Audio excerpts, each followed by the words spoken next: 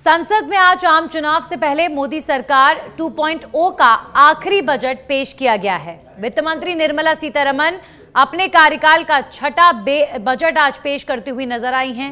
ये अंतरिम बजट है, लेकिन आम आदमी को इस मिनी बजट में भी सरकार की ओर से कई बड़े ऐलान होने की उम्मीद थी। इस बजट में महिलाओं, युवाओं और किसानों से जुड़ी वेलफेयर स्कीम्स के लिए फंड जारी किया गया है।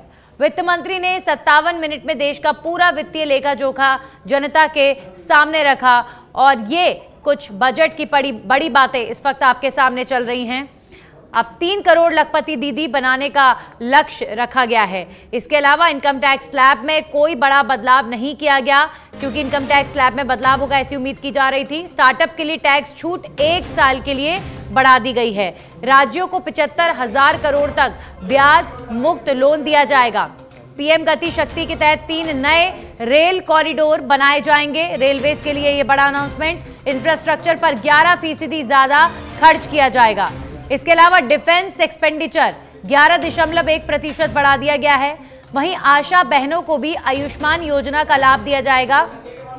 तिलहन के अनुसंधान को बढ़ावा दिया जाएगा। इसके अलावा जो बजट की बड़ी बात, हर महीने 300 यूनिट बिजली सरकार फ्री देने वाली है। और वहीं मत्स्य पालन को लेकर ब्लू इकोनॉमी 2.0 के तहत नई योजना इंप्लीमेंट की जाएगी।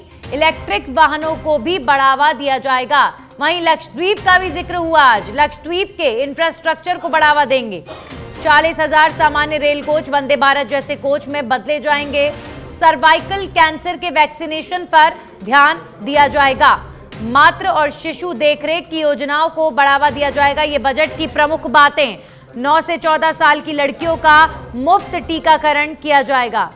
वहीं मिडिल क्लास वर्ग के लिए बड़ी घोषणा है कि मिडिल क्लास के लिए आवास योजना सरकार लाएगी।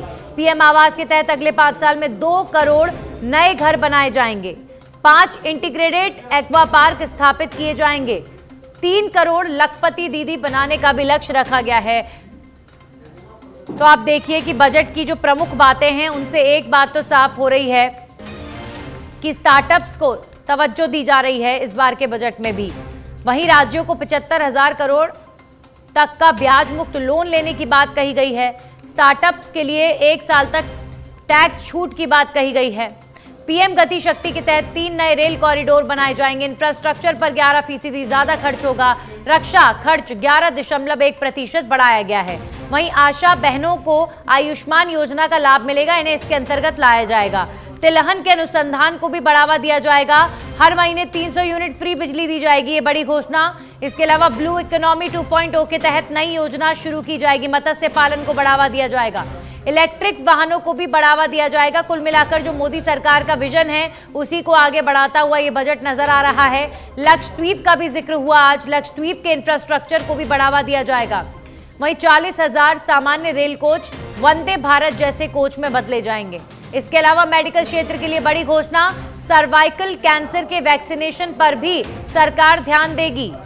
सर्वाइकल कैंसर के लिए वैक्सीनेशन दिया जाएगा सरकार की तरफ से। मातृ और शिशु देखरेख की योजनाओं को भी बढ़ावा मिलेगा। 9 से 14 साल तक की लड़कियों का मुफ्त टीकाकरण होगा। मिडिल क्लास के लिए आवास योजना लाएगी सरकार। अगले 5 साल में 2 करोड़ घर बनाए जाएंगे।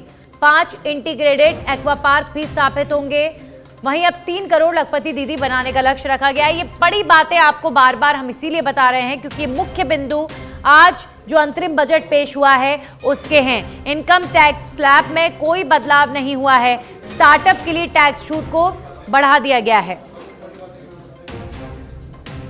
तो कुल मिलाकर ओवरऑल आप बजट को देखेंगे तो ब्याज मुक्त ऋण तमाम उद्योगों को दिया जाएगा। स्टार्टअप्स को प्रायोरिटी दी जाएगी।